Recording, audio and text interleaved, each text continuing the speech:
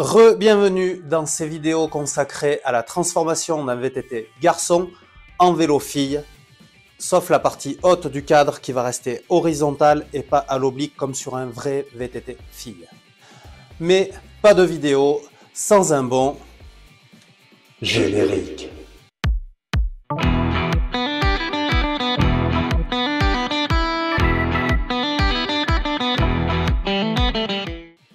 Alors dans cette vidéo, on va passer à l'après, puis à la peinture que ma fille a choisie, pour terminer par le remontage avec quelques pièges que je me suis tendu tout seul, faute de ne pas avoir pris assez de photos au démontage.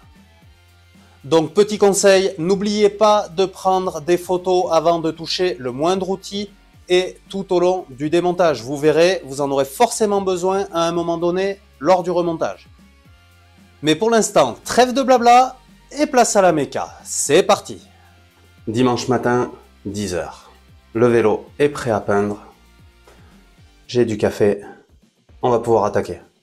Tout ça, ça vient tout de chez Action. Ça, c'est l'après.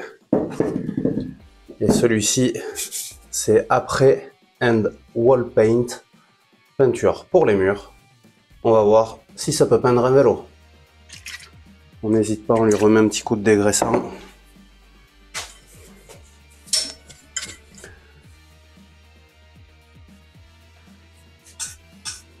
Voilà. C'est pas mal tout ça. Bon, vous remarquerez mon magnifique montage pour ma chaîne. Alors j'ai suspendu tout ça à une barre, à la barre de la porte de mon garage. Mais vous pouvez suspendre ça n'importe où, n'importe comment. Vous tirez un câble entre deux arbres, vous prenez un tasseau de bois dans ce genre-là. Vous le mettez entre deux tréteaux un petit peu haut, voilà, vous pouvez vous débrouiller pour le faire. Alors je vais quand même protéger un petit peu, je vais bâcher un petit peu pour éviter qu'il y ait de la peinture qui aille partout. Bon alors ça y est, j'ai fini de me mettre en mode Dexter pour le vélo.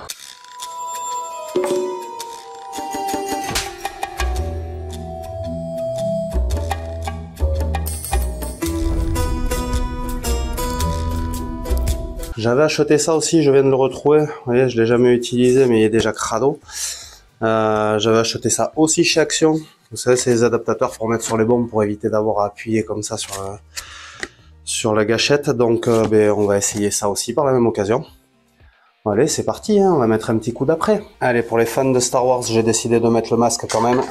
Je suis ton père. Et c'est parti.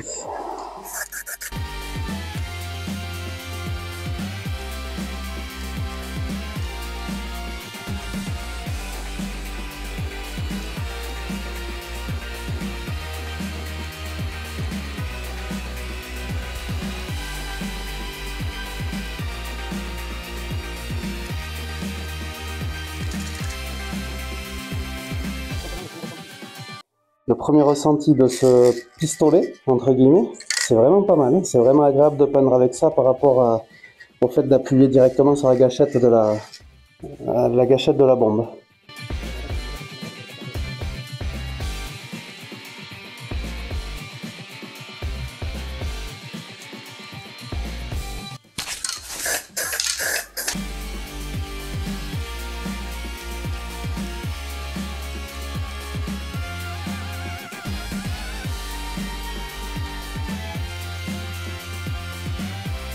Alors on y va doucement pour pas faire de coulure, hein, parce que donc la première couche c'est une couche d'accroche et la seconde couche ça sera la vraie couche de couverture. Alors fin de la première couche, je laisse sécher pendant environ une demi-heure et je viendrai mettre la deuxième couche. Bon voilà, la première couche d'après est passée. On va mettre la deuxième couche qui doit elle finir de couvrir l'ensemble des pièces.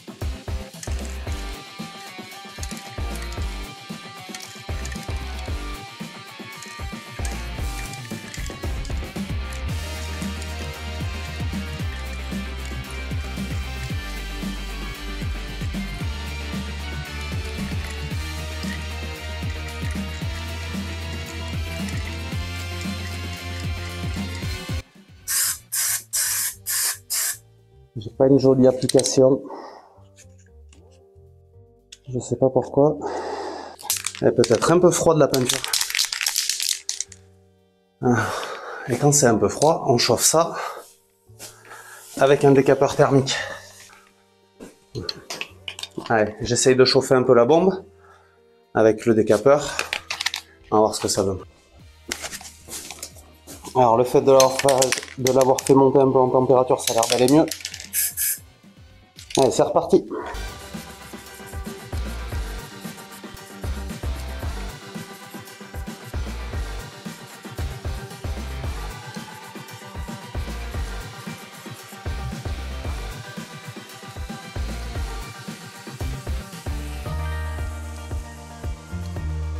Le guidon, je peux le faire, je compte le laisser blanc aussi. Il vaut mieux mettre un masque. Ils disent pas beaucoup d'odeur, mais elle pue, cette peinture quand même. Allez, eh bien, on laisse sécher et on passe au ponçage.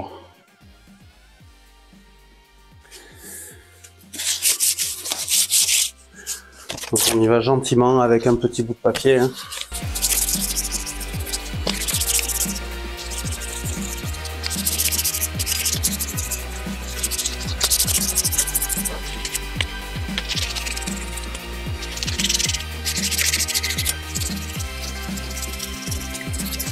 Voilà, donc ça c'est le 800 à sec de chez Action.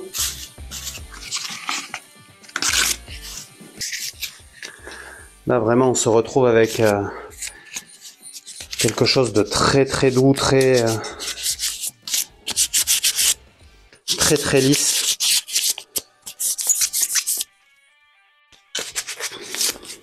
Et c'est comme ça qu'on verra le moins d'aspérité après à travers la peinture.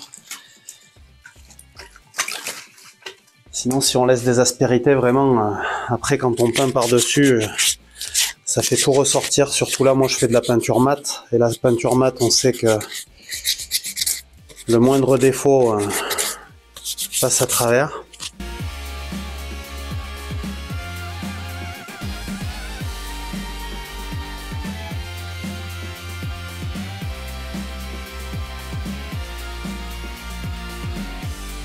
Alors on va y aller pour 2 couches de peinture blanche sur ces 2 éléments là. J'ai trouvé du vernis en bombe qui traînait au fond de ma caisse spéciale aérosol. Donc on va faire le blanc. Donc là je vais faire l'arrière du vélo en blanc. Il sera blanc mat. Et tout le guidon et la fourche en blanc. Donc on essaye de séparer un petit peu les éléments. Voilà, j'attaque ça. Je vous mets un petit peu de musique et on se retrouve après.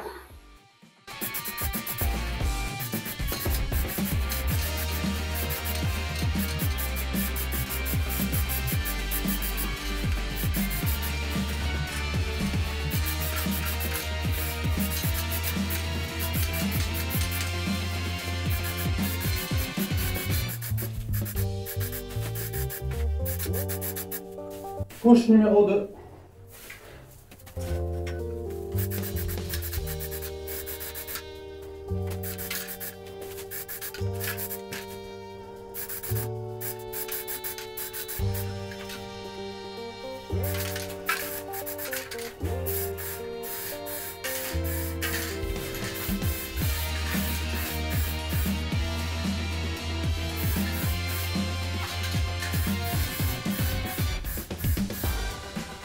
Alors voilà pour la deuxième couche, pas trop mécontent du résultat, même si j'ai peur de ne pas avoir assez de vernis pour tout vernir correctement, bon, on verra. Donc là je vais mettre à part les pièces blanches, je vais les laisser sécher comme il faut, et je vais m'attaquer au rose, je pense, dans une petite heure. Alors déjà on va voir si la couleur c'est ce à quoi je m'attendais.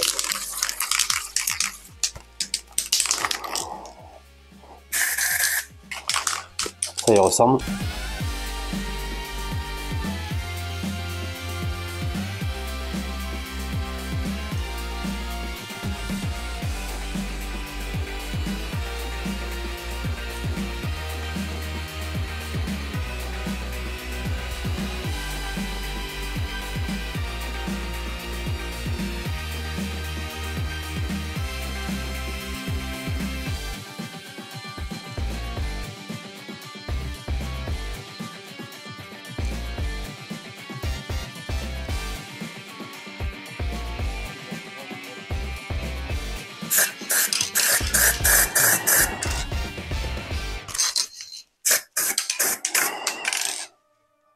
je vais juste vous faire cette pièce là en live, histoire que vous voyez comment je manipule la bombe et le pistolet.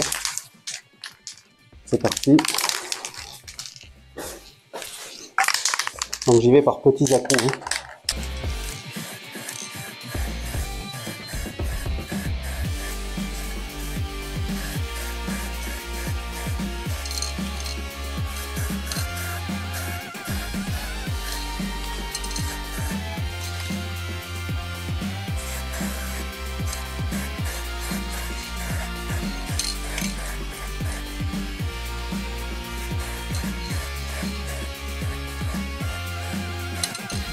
J'essaye de rien oublier. Et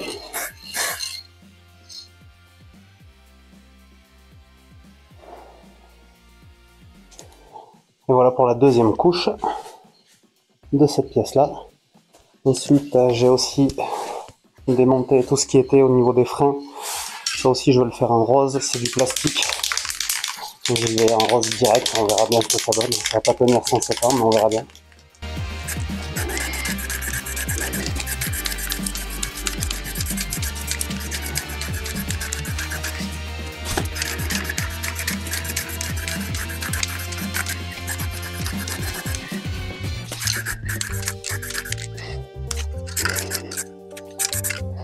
Allez, maintenant je vais m'attaquer à la seconde couche de rose sur le vélo.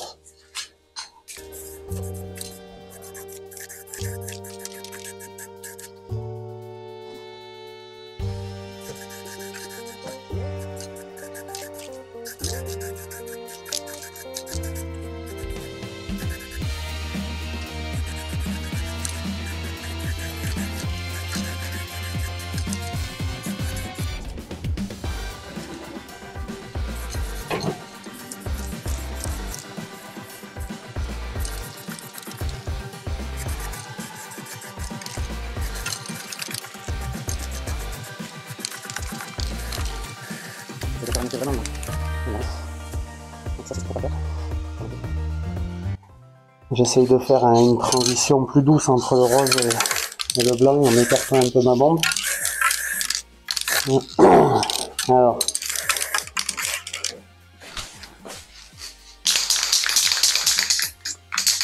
Alors vous aurez remarqué que j'ai bien pris le soin de cacher la marque du fournisseur de vernis, puisque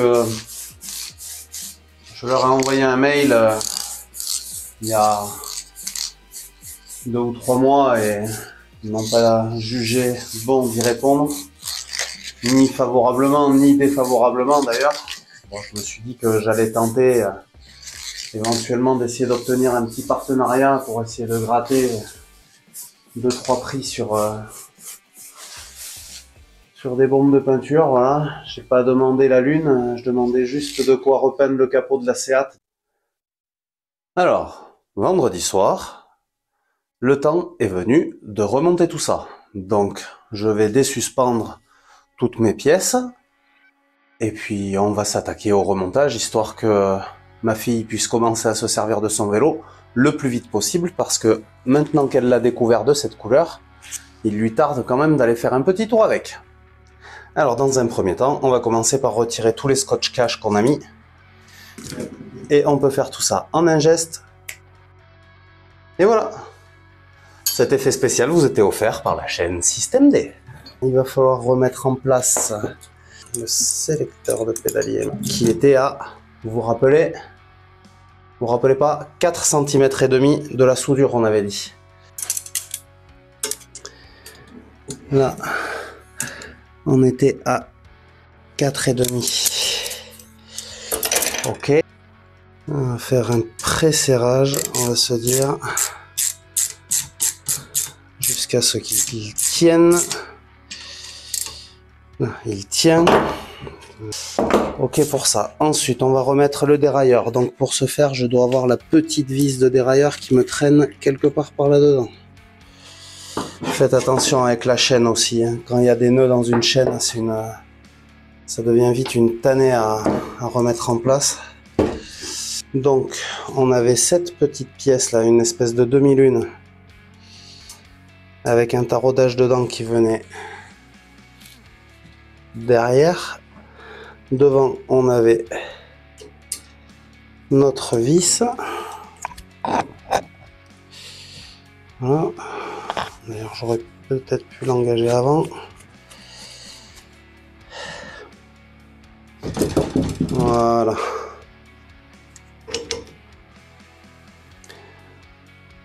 Alors ça, c'est serré, on est bon. Alors vous aviez pas vu le démontage, donc je vais vous montrer le remontage du patin de frein. Donc il y avait une pièce métallique comme ça qui allait derrière. Par-dessus, il y avait la même pièce métallique avec le plus petit trou qui venait devant.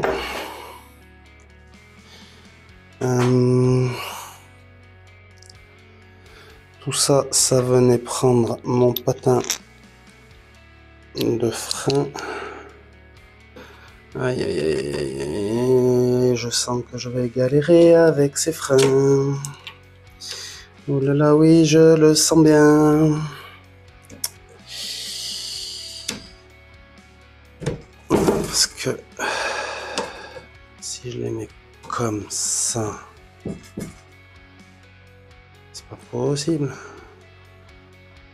Ça peut pas venir serrer comme ça. Bon, il va falloir que je comprenne comment ça marche. Hein. J'ai retrouvé le sens. J'y étais pas du tout. Voilà. Là, et en fait, là, quand vous le remontez, le patin de frein il doit être comme ça et votre ressort doit pouvoir revenir ici. Comme ça, vous attachez votre câble et vos deux patins viendront comme ça au niveau de la roue. Voilà. Alors ensuite, j'avais des vis qui allaient là-dessus. D'habitude, je suis plutôt organisé. Là, je l'ai pas été du tout. Bon, maintenant qu'on a retrouvé comment ça pouvait aller, on va mettre de la graisse ici. Là. Et oui, parce qu'un vélo aussi, ça se graisse. Donc, le ressort, on le met dans le patin. Ensuite, on vient mettre le plastique noir avec la butée. Et après, on vient mettre, je vais pas y arriver, notre patin comme ceci, qui puisse remonter comme ça. Là. Reste plus qu'à remettre en place la vis.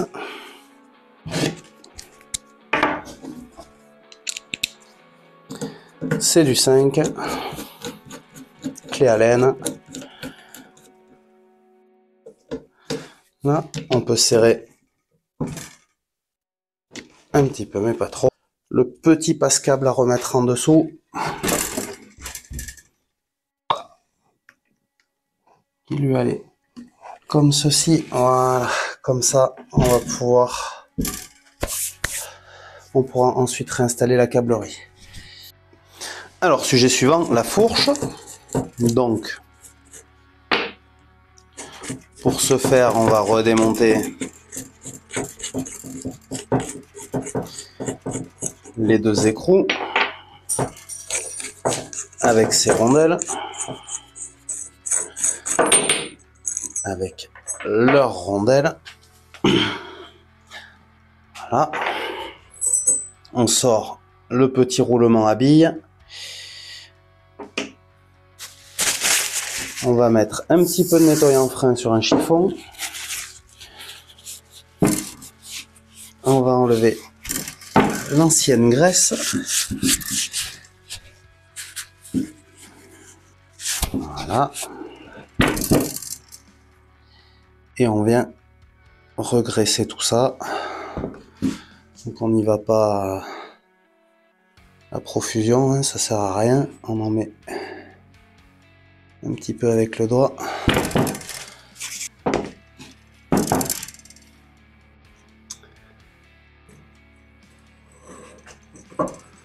On enquille la fourche, la rondelle.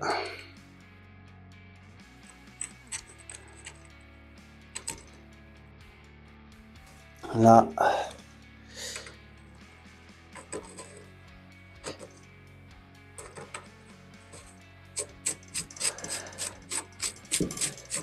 Et on peut serrer la fourche.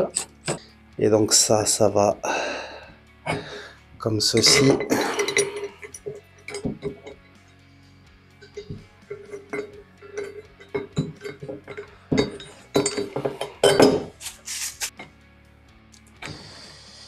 Là, et on remonte le guidon. Donc moi je vais le baisser. Ah, je l'ai baissé presque au max. Alors, on va serrer ici avec une clé de 6.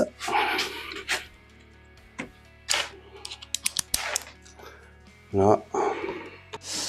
Alors, on va pouvoir remonter cette partie-là du frein. Bon, dans l'ensemble, c'est pas trop vilain, mais c'est vrai qu'il y a...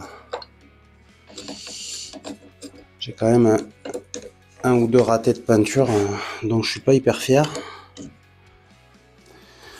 Voilà.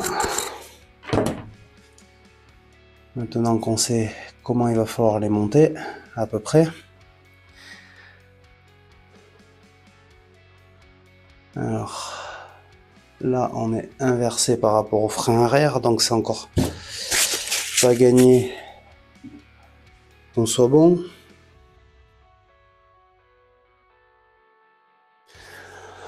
Alors, j'ai réussi à remonter les freins tant bien que mal. Donc maintenant, on n'oublie pas de remettre la petite partie en plastique qui vient protéger si jamais on a le cap de frein qui pète pour éviter qu'il vienne se foutre dans la roue avant. Bon, ben on va remonter tout ce qui va sur le guidon. Alors on va remettre en place le sélecteur de dérailleur à droite avec son câble qui passait donc comme ceci. Voilà. Il venait dans le passe-câble en dessous.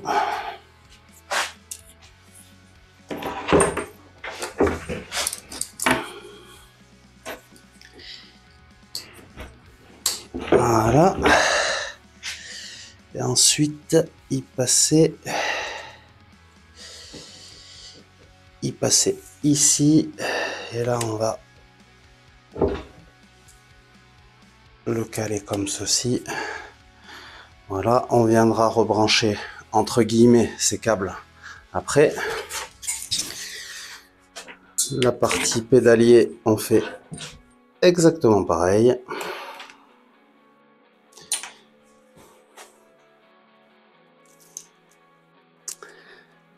Là. Là.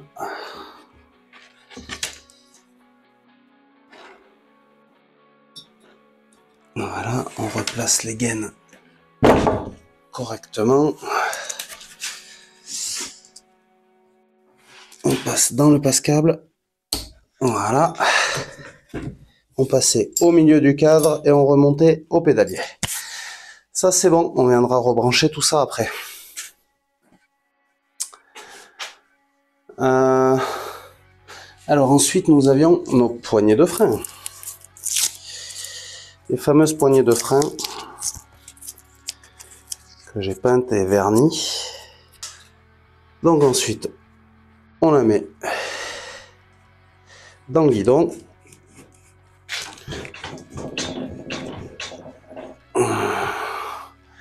Et je me suis planté. C'était les poignées de frein qu'il fallait mettre en premier. Donc on se la refait en moins crispé.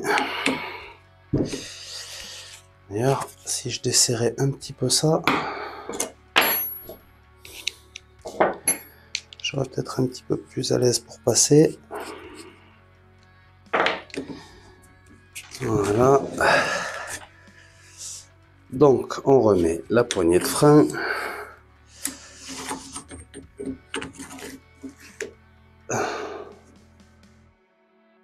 La poignée du dérailleur, du pédalier.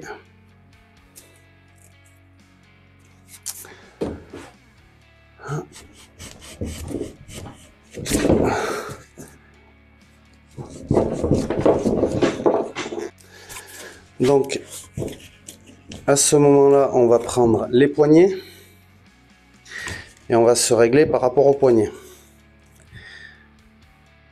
Voilà, là je serai en butée de la poignée.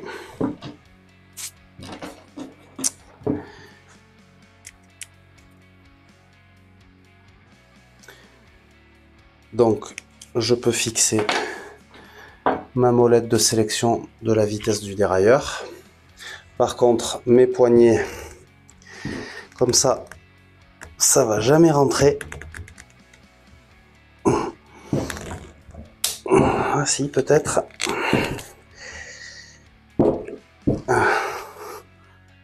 Non. Donc ce que je vais faire, c'est que je vais les tremper dans l'eau bouillante pendant quelques minutes.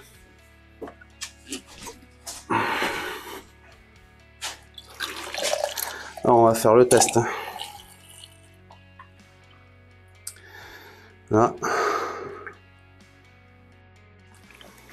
Voilà.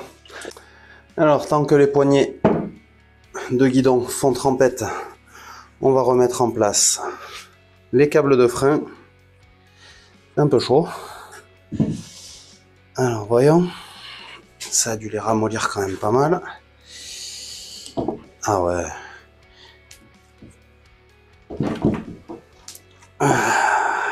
Alors, comme ça fait forcer un peu, on va poser ça par terre, ça évitera de faire une catastrophe sur l'établi.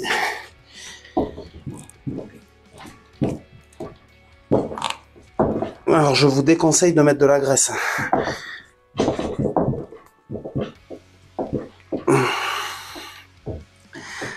Parce que le problème de la graisse, c'est que après, la poignée, elle sortira toute seule. Et ça, c'est moins rigolo.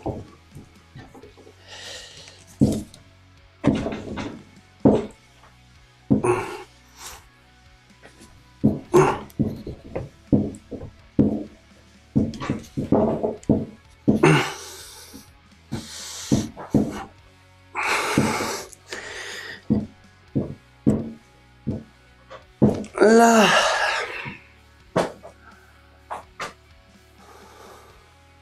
Et bien ça commence à ressembler à un vélo. Alors, et bien, même cinéma pour le frein arrière.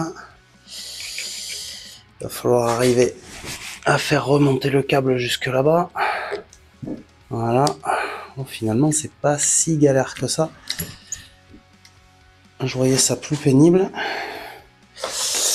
Alors, pour l'instant, c'est pas galère. L'attache rapide de la selle. Ce support là pour moi c'était le support du feu arrière, il n'y en aura plus besoin. Voilà, alors on remet en place l'attache rapide. N'essayons de ne pas oublier de passer le câble de frein au milieu. Voilà. Ça ressemblerait à ça. Vraiment, pensez à faire des photos avant le démontage. Moi là, je suis très mauvais élève. Je suis très mauvais élève. C'est du 8.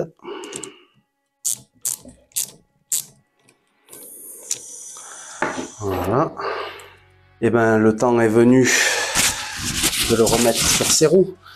Alors, les pneus sont toujours bleus.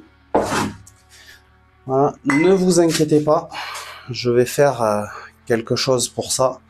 Soit je vais racheter des pneus noirs classiques, soit je vais acheter 2 pneus roses. Non. Ça fera encore plus joli. Alors, on va remettre la roue arrière dans un premier temps.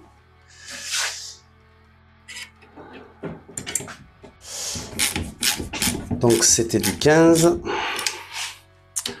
On fait un serrage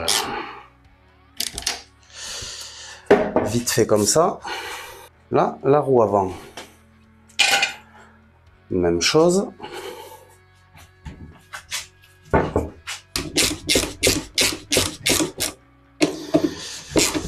Je suis assez surpris de la façon dont la fourche s'est écartée, mais apparemment,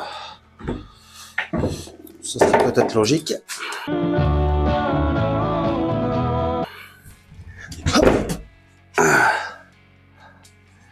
J'en avais profité pour poncer un petit peu le tube de sel. Ça devrait l'aider à s'enquiller dans son emplacement.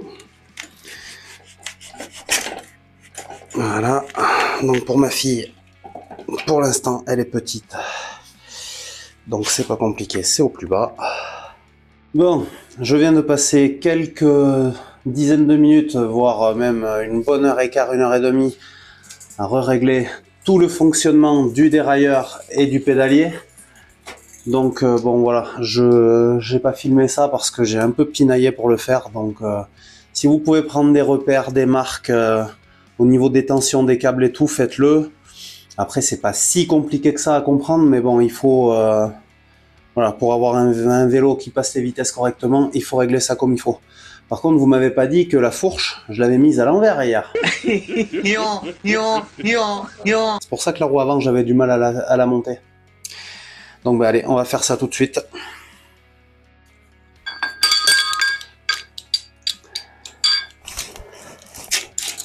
En fait, il n'y avait rien de logique. La fourche, elle va comme ça. C'est pour ça que j'ai bataillé avec mes freins. Alors on va prendre la douille de 6. Voilà. Là, en théorie. Voilà. Et là, en fait, ça sera beaucoup plus cohérent.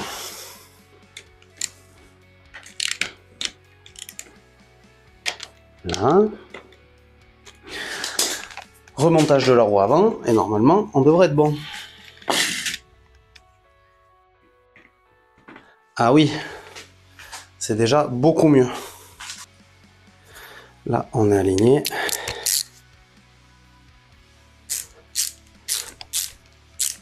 Là, comme ça bouge plus. Plus qu'à remettre en place les freins avant, les 2 ou 3 petits accessoires que j'ai trouvés ce matin chez Teddy et chez Action. Alors, j'ai agrémenté tout ça de quelques petits stickers. Je vous ferai voir après quand on fera le tour. Et chez Teddy, j'ai trouvé une petite sonnette rose.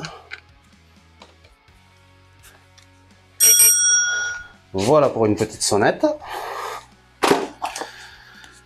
Ah, 1 €, c'est pas la ruine.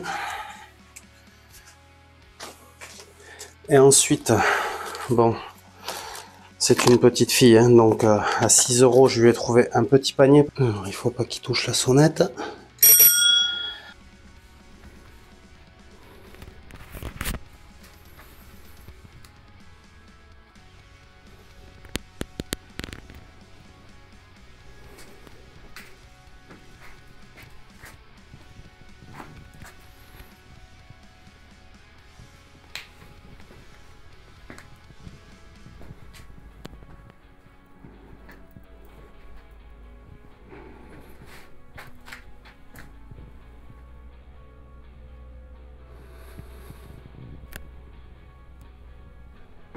T'as même rajouté des autocollants? Ouais.